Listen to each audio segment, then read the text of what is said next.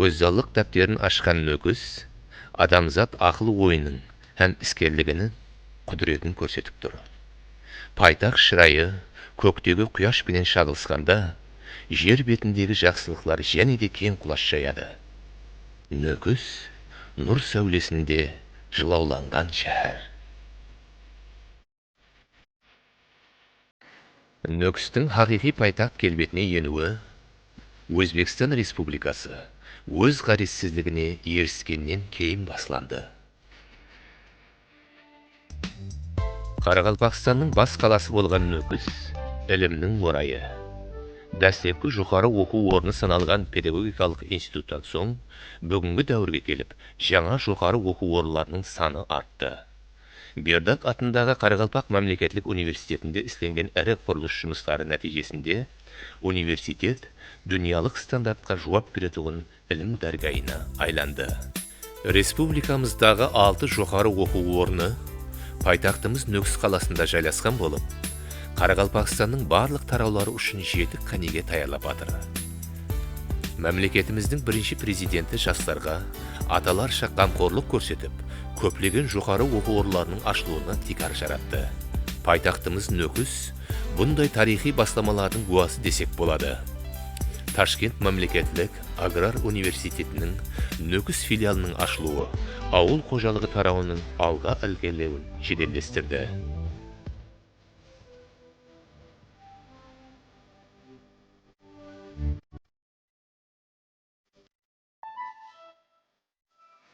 Хақиқатында да бірінші президентіміздің ұзақты көздеген даналық саясатының жемісі Ташкент ақпарат технологиялар университеті Нөкіс филиалының ашылуы еді.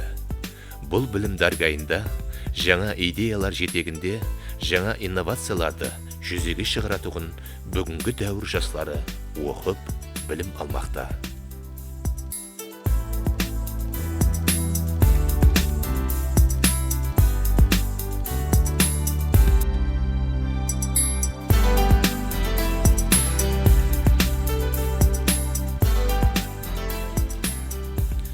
Нөкіс мысалы даналықтың үлгісі. Инсанның камал табуында не нәрсе зәрур болса, һәммесіне өз құшағынан орын берген. Мәдениет адамзаттың қанына қарсы беткен көззалық болса, оның да ілімлі есігіне ірге қаланды. Қарақалпақстанлы жастардың еншісіне және бір оқу орны Өзбекстан мемлекеттік көркем өнер һәм мәдениет институты Нөкіс филиалы ашылды. Еліміздің мәдениет һәм көркем өнер шеберлерінің қатары жастар менен толысып баруына тикар салды.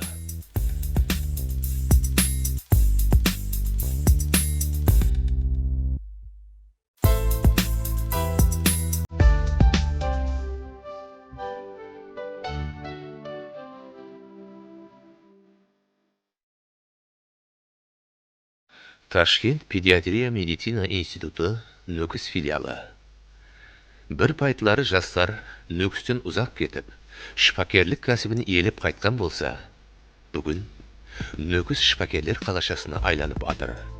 Дүние жүзілік білімлендіру стандартына сай медициналық жоғары оқу орны ашылып, Нөкіс бүгін басқа мемлекеттердің жастарын да өз құшағына алған.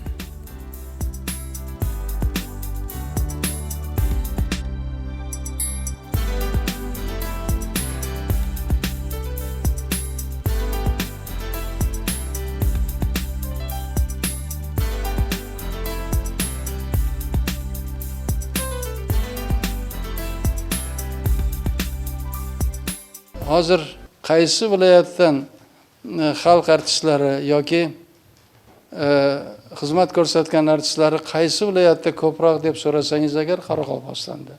Nima uchun deganda e'tibor katta. Ularni doim mana shu konsertlarda chiqishda, ularning kiyimiga, ularni tayyorgarligiga qarash, ularni mana shu madaniyatga e'tiborini men alohida o'zimga qandaydir o'rnak sifatida bilaman va shuni yetkazing. Barcha yoshlaringizga shuni yetkazing. O'rnak qandaydir ibrat sifatida bizlar buni qabul qilishimiz kerak. Butun respublikada kerak bo'lsa sizlarni shu masala bo'yicha qilayotgan ishlaringizni o'rganish kerak.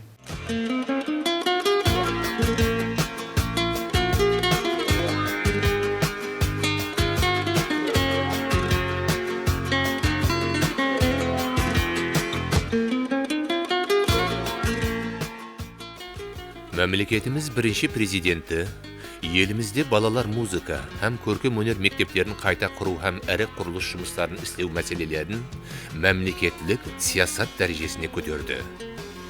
Ілгері жыллары Нөкісте тек бір ғана балалар музыка һәм көркем өнер мектебі жұмыс істеген болса, әзір музыка мектебінің саны артты. Пайтақ оқушылары сабақтан бос уақытларында өнер үйренуменен бәнд. Мектеплердің заманауи саз аспаптары менен тәминленуі жас әулетлардың өнер дүниясына қызығушылығын арттырды. Мектеп оқушылары халық аралық таңдауларға қатынасып, сыйлы орынларға ерісіп жатыр.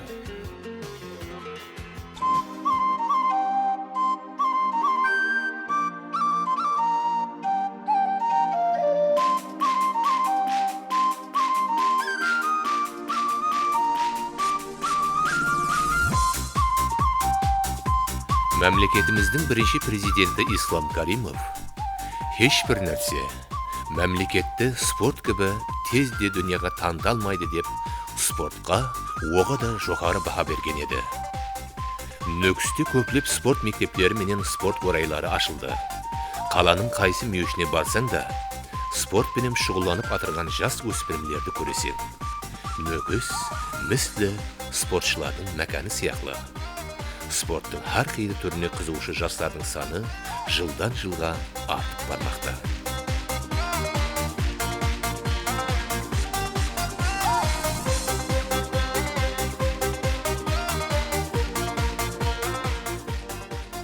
Аял қызлар спортын рауажландыруға айрықша әтібар берілді. Соңғы 5 жылда спортшыларымыз дүния жүзлік ареналарда жаһан чемпионатларында қатнасып, чемпионлықларды қолға кіргізді.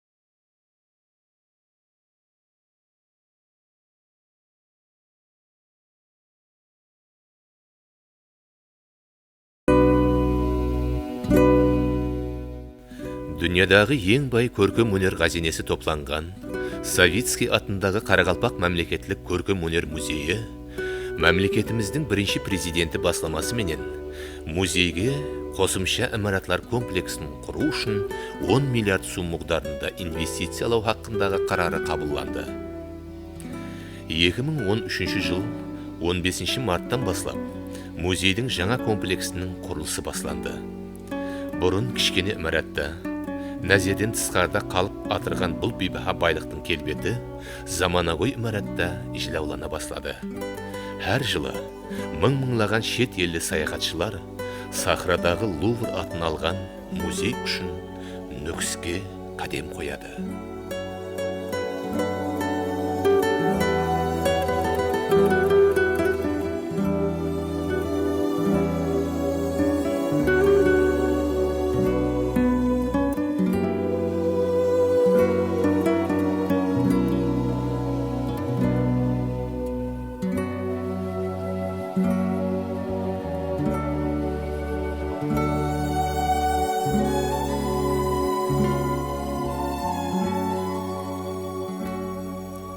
Нөкіс мәдениет орайы десек, Бердақ атындағы Қарақалпақ мемлекеттік академиялық сазлы театры 90 жылдан берлі халыққа рухи азық беруде қызмет етпекте. Бұл театр тек Нөкістің келбетін емес, бүткіл республиканың жамалын дүнияға танытатұғын мұхаддис дәргай.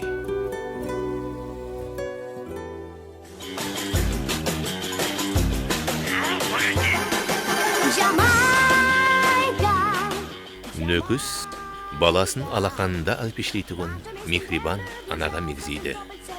Оның құшағында балалар үшін әмме қолайлықлар бар. Жас тамашагөйлер театры өзінің жаңа имаратына ие болды. 2016 жылы Қуыршақ театры имараты пайдалануға тапсырылды.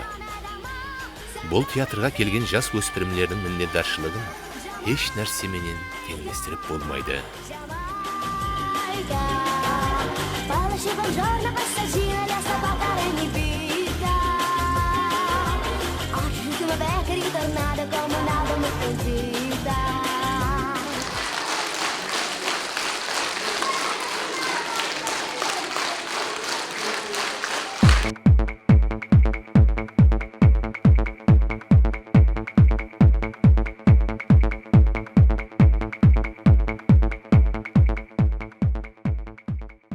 Шерек әсірде пайтақтымыз міслі көрілмеген дәрежеде рауажланды һәм көззал түске енді.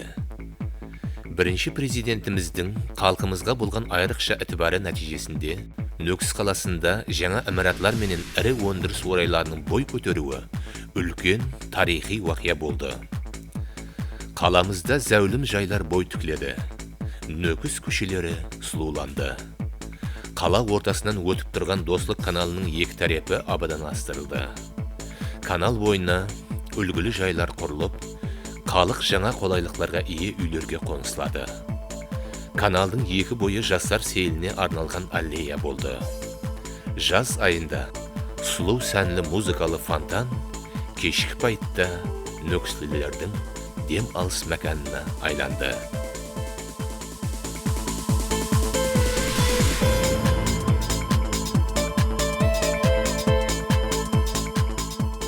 Қайта реконструкция істенген жастар орайы пайтақ жастары үшін және бір имканият негізі болды.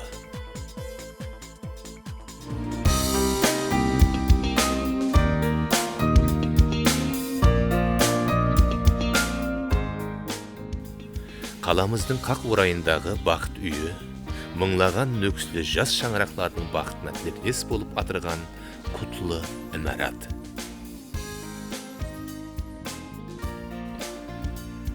Темір жол вокзал Нөкіс дәрвазасы саналады. 2016 жылы Нөкіс темір жол вокзалы құрылысының бірінші бөлімі жұмақланды. Нөкіс меймандос шәһәр. Пайтақтқа мейманлар көп келеді. Қаламыздың дәрвазасы саналған Нөкіс темір жол вокзалы бүткіллей жаңа түске енді. Бұл орында тұрып, қай тарапқа қарасаң да, атлай жақ қадемің нұрлы келешектің жоллары менен тұтасады. Кинокамерамыздың объективіне ілінген ашық театр бұл пайтта құрылыс жұмыстарының әйні әужіне мінген уақыты еді.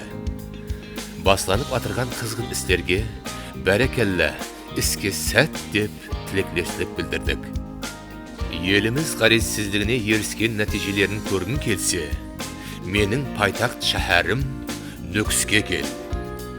О, Нөкісім, сен бітпеген жырдайсаң, әйнегімнен таңда түскен нұрдайсаң, әр тойыңда президент құтылқылап, дүния тұрған шеллі жасап тұрғайсаң. Әрман қабырғасын қалай сөтермен, перзентлік барысын қайтсем көтермен.